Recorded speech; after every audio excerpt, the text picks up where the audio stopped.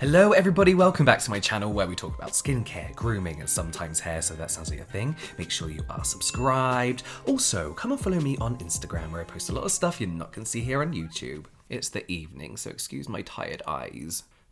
So I was watching a few of my old videos recently, like my old videos when I kind of like uploaded like once every couple weeks or whatever, way back when. I was thinking how far I've come as far as the knowledge of products that I use go, the products that I use go, but also skincare in general, how far it's come since I was like 13, 14. I always wish the like skincare influencers, dermatologists, experts, estheticians that are around now were online when I was that age. I wish the internet was around when I was that age, or as accessible as it is nowadays, because my skincare journey would have been completely different to what it is now. And whilst my very first skincare routine wasn't the worst, they're definitely not products that I would use today. And then I remembered how terrible my skincare routine was when I was 14. You know, at least I had one, but it was shit. But there wasn't a lot available to us back then. 14, this would have been what, like 2005. So today I want to share with you my teenage skincare routine. These are the exact products that I used to use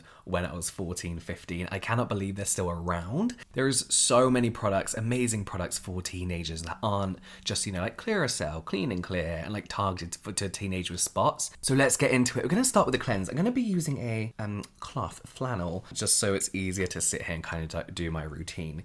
So when I was younger, 14, I had acne prone skin. I'd break out a lot. I'm just gonna dampen my skin quick with this heavy flannel. Oh god.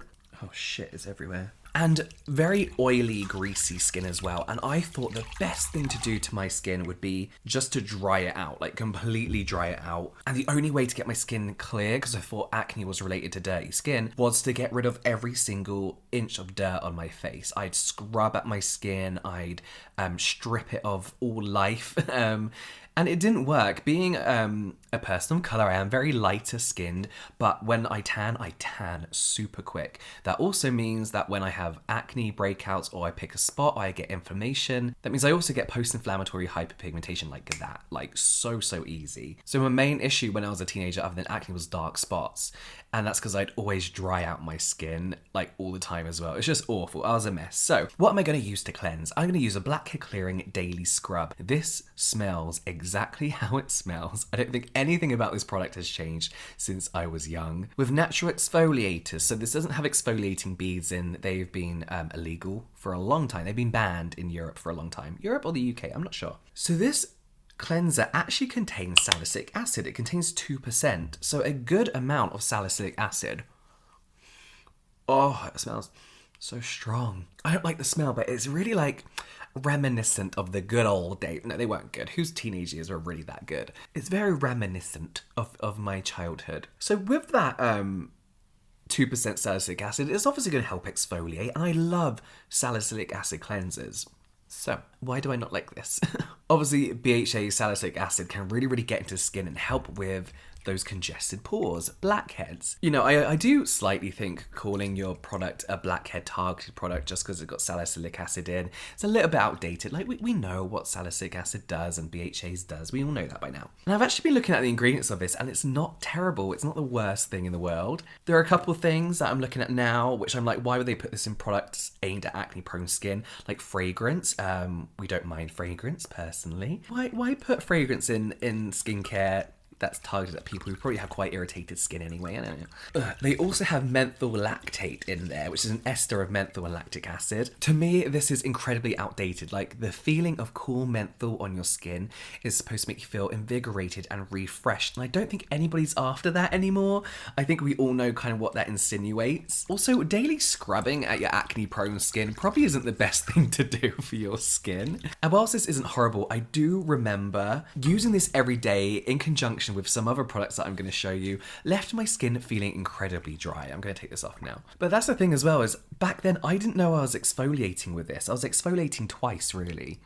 Yeah, my skin's not enjoying that too much. But of course you have your physical and chemical exfoliant in this. So it's a bit like, do we really need both of those, really? My cheeks are just going to get redder and redder throughout this. I have to be honest though, that isn't as bad as I remember it being, but we got a long way to go. I feel like Clean and Clear just need a rebrand. Like, why not call this Salicylic Acid Cleansing? Get rid of the exfoliating bits and the blue dye and the fragrance and just kind of like mature a bit, you know, with their brand. Brands like CeraVe and The Ordinary are hugely popular amongst teenagers now, so you don't need this like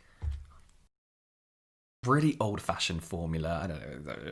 So here it is. We're gonna do something very brave today.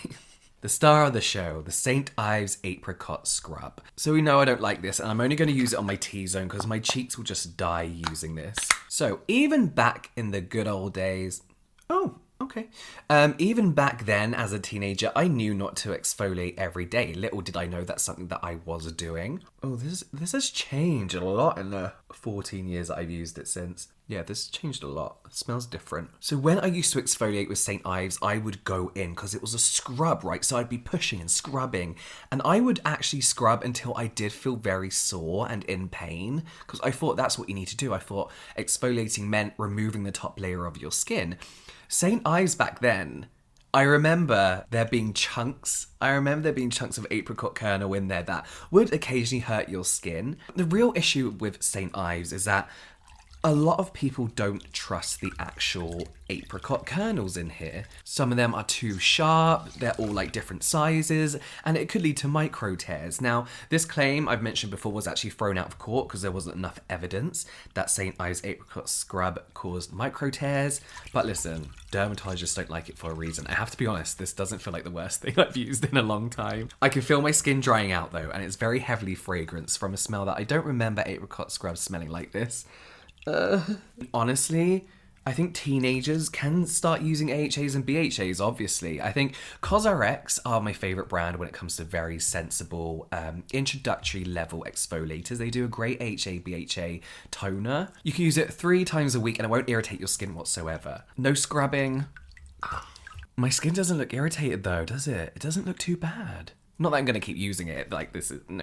That wasn't as bad as I thought it was going to be. I thought my skin was going to be falling off. I thought it'd be really, really scratchy. It's feeling a little bit dry, and there's definitely like apricot kernels left in my eyebrows. But it's not what I remember it being, where it would literally like dig into my skin. Right, look, this is why YouTubers don't do their skincare routine. Like, they don't usually show the cleansing stage of their routine because it's so messy and it's so difficult to do. I don't really ever use a flannel, but because I'm sat at the desk, my skin's looking a little bit irritated on the cheeks now. So I get a bit irritated. It's about to get a lot more irritated. So I used to think back then I was using a toner, but really what I was using was an astringent. This is the Clean and Clear Blackhead Clearing Cleanser. This is actually, again, an exfoliating toner. So now I would have exfoliated 3 times without knowing. Pretty much daily. 2 times a day maximum, really. Looking at the ingredients, it's not awful, but it's where formulation really comes into play. And I feel like this is a perfect example of when I would avoid alcohol in skincare. An example of when denatured alcohol is very drying. From what I remember, it was insanely drying, and I used it, I think like nearly a year ago. When I was like giving other products a second chance, and no, I wasn't too keen on it. Oh, but that smell, it reminds me of like school discos and underage drinking. Ooh. Oh, that stings. That stings. Maybe that's a spot there.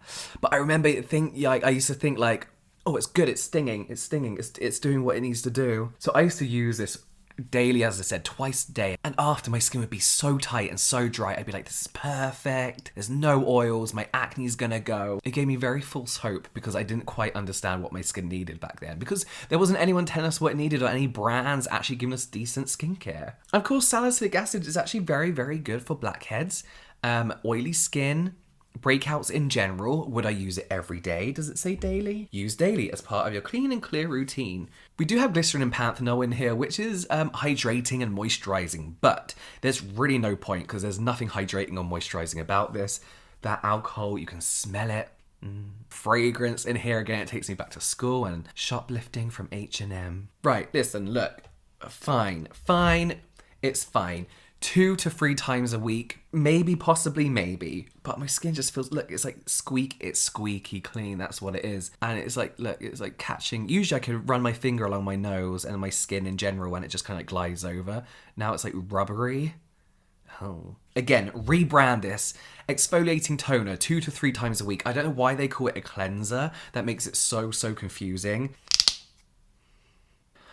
I do like the smell. I really like the smell. So now I've exfoliated 3 times and I would do that maybe like 4 times a week, but daily I would be using salicylic acid in both of these. Paula's Choice 2% BHA is a great like weekly exfoliant 2 to 3 times a week. CosRx Blackhead Power Liquid again is another great introductory exfoliant which I think is perfect for teenagers. Spot treatment, here we go. As a teenager, as I said, I always had spots. I would pick them and then put a spot treatment on it thinking that I would save my skin, and obviously we know that's not how things work. But actually I would put pure tea tree oil on my skin. I remember now. I'd buy it from like Holland and Barrett's or like some kind of like medicine shop. And as I said, it wasn't really about the acne when I was younger. I did have a little bit of it and I wasn't like medicated skincare stuff at a point, but it really was about the post-inflammatory hyperpigmentation. I was very blemish prone and I would also sunbathe a lot. At any chance I got, I would go out in the sun because I thought drying down those spots, drying out my skin was the right thing to do, when really it led to years and years of getting rid of hyperpigmentation. But I would use this. This is Tea Tree Witch Hazel Blemish Stick. Not this exact brand, but it was the same kind of thing. I believe the brand was actually Witch, and all they did was witch hazel stuff. But looking at it, it's exactly the same thing. It's blue, it's in a stick, it smells exactly the same. Like it hurts your eyes if you put it near your eyes. And I can't find the ingredients of this ever anywhere. But as I mentioned, what I would do is like pick my spot and then put this on top. Lucky I got a breakout there right in the middle. But these would really dry out my spot, like really bad. And I think, oh good, it's drying it out. This stings, so this really hurts. I've not even picked at this spot. Something's happened. Something's happened. But be like, good, dry it all out and then it would just stick around for like another couple of weeks as a dark spot. It was the worst thing to do. Honestly, salicylic acid and pimple patches are now my go-to for any breakout I have. And just not touching them. Just do not touch your spots. Patch them up. Like, where are they? Here we go. Put a patch on them.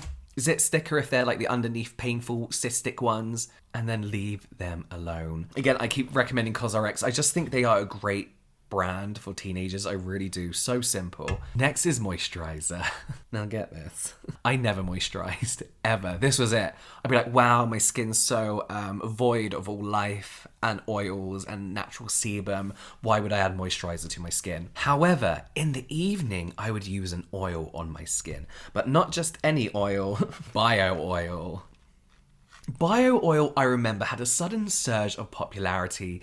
They kind of marketed themselves to get rid of stretch marks and dark spots as well. I remember the adverts now. In my opinion, on a personal level, in my personal opinion, I feel like this is actually a really misleading, kind of useless product, in my opinion. It's just loads of oils, essential oils, perfumes. There's absolutely no reason really why it might get rid of stretch marks. There's vitamin E in here, which is nice, but there's not much evidence behind vitamin E and the effectiveness on lightening or removing post-inflammatory hyperpigmentation or stretch marks at all. There's retinol palmitate, which is a derivative of retinol, so I guess that might help, but I'm under the impression it serves a different function in here. It looks exactly the same. I think they might change their logo. Oh my god. They might change their logo a little bit. I'm literally just going to use the tiniest amount because I don't really want to use anything. Oh, it feels like an oil. It just feels like an oil.